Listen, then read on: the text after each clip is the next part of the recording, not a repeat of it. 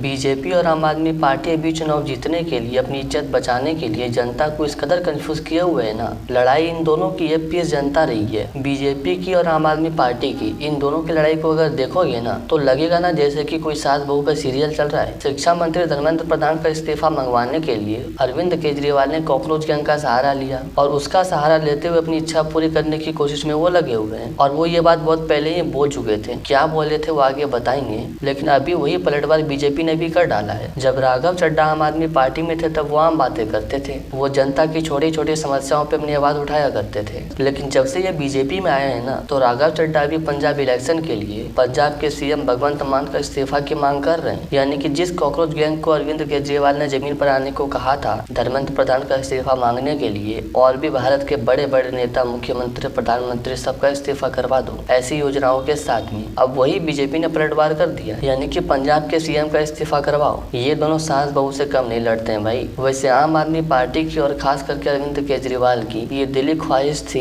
कि जैसे नेपाल में, बांग्लादेश में वहाँ के युवा सड़क पर उतर के सरकार के खिलाफ में प्रदर्शन किए जा रहे थे, भारत के युवा अभी वैसा ही कुछ यहाँ पे करें। शायद अरविंद केजरीवाल ये बात भूल गए थे कि नेपाल और बांग्लादेश की बात वहाँ अलग थी। वहाँ हिंसा का कारण ये था कि युवाओं की बात को वहाँ पे अनसुना किया जा रहा था, जबकि भारत में भी ऐसी स्थिति नहीं आई है। लेकिन विपक्ष तो विपक्ष ही है ना। जब राहुल गांधी अपने बात से पीछे हट सकते हैं तो अरविंद केजरीवाल क्या ही चीज है। राहुल गांधी ने बहुत पहले ही कहा हुआ था कि हम राहुल गांधी हैं, हम किसी भी हालत में झुकने वाले नहीं है किसी के आगे। अभी हाल ही में खबर आ रही है कि कोर्ट के आदेश के बाद में राहुल गांधी ने शिवराज सिंह चौहान के बेटे से माफी मांगी है लिखित में। इज्जत गई ना भजिया तलने। वैसे आम आदमी पार्टी की ये इच्छा थी कि भारत के युवा नेपाल और बांग्लादेश के जैसे हंगामा करे भारत में भी, और इसको पूरा करने के लिए उन्होंने कॉकरोच गैंग को भी उतारा। अभी बस ये मत बोलना कि कॉकरोच गैंग को आम आदमी पार्टी ने नहीं उतारा है। चलो मान लिया एक सेकंड के लिए कि नहीं उतारा है, इतना तो मानते हो ना कि कॉकरोच जनता पार्टी के फाउंडर, उसका कनेक्शन आम आदमी पार्टी से रहा है। उसके जितने भी साथी हैं सब आम आदमी पार्टी के लिए काम कर चुके हैं। आम आदमी पार्टी के केजरीवाल का भी मन यही था ना कि देश के युवा सड़क पर उतर कर हंगामा करें, और वही चीज हो रहा है। और कॉकरोच के फाउंडर ने खुद कहा था कि वो बीजेपी का कट्टर दुश्मन है, कट्टर विरोधी है, यानी कि सरकार के खिलाफ में। तो हुआ ना विपक्ष। लेकिन फिर भी अगर कोई अपने मन को झूठी तसल्ली देने के लिए ये बोल रहा है ना कि बस ये तो देश के युवा कर रहे हैं, ना हक मांग रहे हैं, ये भाई इतना बड़ा वाला बेवकूफ नहीं है देश के युवा। समझ में सबको आ रहा है। और ना भी समझो कुछ तो इनकी नारेबाजी को देखकर ना कोई भी कहेगा कि ये किस लिए उतरे हैं। लेकिन अभी इसी के साथ में बीजेपी ने भी गजब की पलटी मार दी है। भगवंत मान का इस्तीफा कराओ। अभी कॉकरोच गैंग इस मुद्दे के साथ में उतरे हैं ना, वो तो पूरा होगा कि नहीं होगा कह नहीं सकते, लेकिन